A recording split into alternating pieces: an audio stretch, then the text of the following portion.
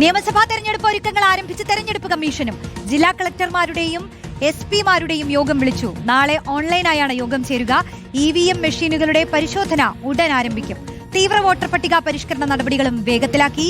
അർജുൻ കല്യാട് ചേരുന്നു. അർജുൻ, അരയും തലയും മുറുക്കി മുന്നണികൾ ഇറങ്ങുമ്പോൾ ഇലക്ഷൻ കമ്മീഷന്റെ ഒരുക്കങ്ങൾ എങ്ങനെയാണ്?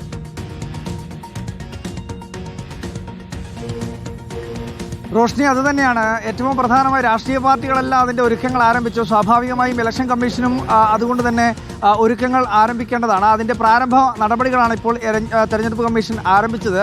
ജനുവരി 23-ാം തീയതിയോടുകൂടി തീവ്ര വോട്ടർ പട്ടിക പരിഷ്കരണത്തിൻ്റെ ഭാഗമായിട്ടുള്ള അന്തിമ വോട്ടർ പട്ടിക പ്രസിദ്ധീകരിക്കും. അതോടുകൂടി തന്നെ തുടർ പ്രക്രിയയുമായി അല്ലെങ്കിൽ തുടർ നടപടികളുമായി മുന്നോട്ട് പോകുന്നതിന് വേണ്ടിയാണ് തെരഞ്ഞെടുപ്പ് കമ്മീഷൻ തീരുമാനിച്ചിരിക്കുന്നത്.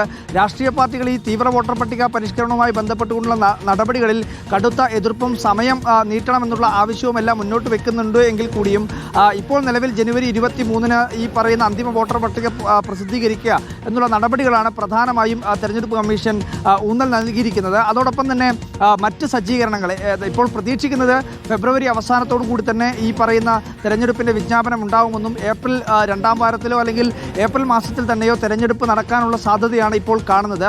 അതിനാവശ്യമായിട്ടുള്ള ഈ തദ്ദേശ തെരഞ്ഞെടുപ്പിൻ്റെ ശേഷം EVM മെഷീനുകളെല്ലാം തന്നെ പരിശോധിക്കുന്നതിന് വേണ്ടിയിട്ടുള്ള വിദഗ്ധ ഉദ്യോഗസ്ഥരെല്ലാം എത്തി അതിൻ്റെ പരിശോധനകൾ ഒരു വശത്ത് ആരംഭിച്ചിട്ടുണ്ട്.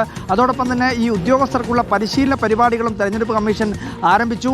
ഏറ്റവും പ്രധാനമായി ഈ പറയുന്ന എല്ലാ മേഖലാ തലങ്ങളും ജില്ലാ കളക്ടർമാരും അതുപോലെ തന്നെ പോലീസ് മേധാവിമാർ അത്തരത്തിൽ പ്രധാനപ്പെട്ട ഉദ്യോഗസ്ഥരെ എല്ലാം തന്നെ ഓൺലൈനായും അല്ലെങ്കിൽ ഈ പറയുന്ന ഓഫ്ലൈനായും ഒക്കെയുള്ള യോഗങ്ങൾക്ക് ഇപ്പോൾ തെരഞ്ഞെടുപ്പ് കമ്മീഷൻ തുടക്കം കുറിച്ചിട്ടുണ്ട്. നാളെ ഇപ്പോൾ ജില്ലാ കളക്ടർമാരുടെയും ജില്ലാ പോലീസ് മേധാവിമാരുടെയും യോഗം ഓൺലൈനായി ചേരുന്നുണ്ട്.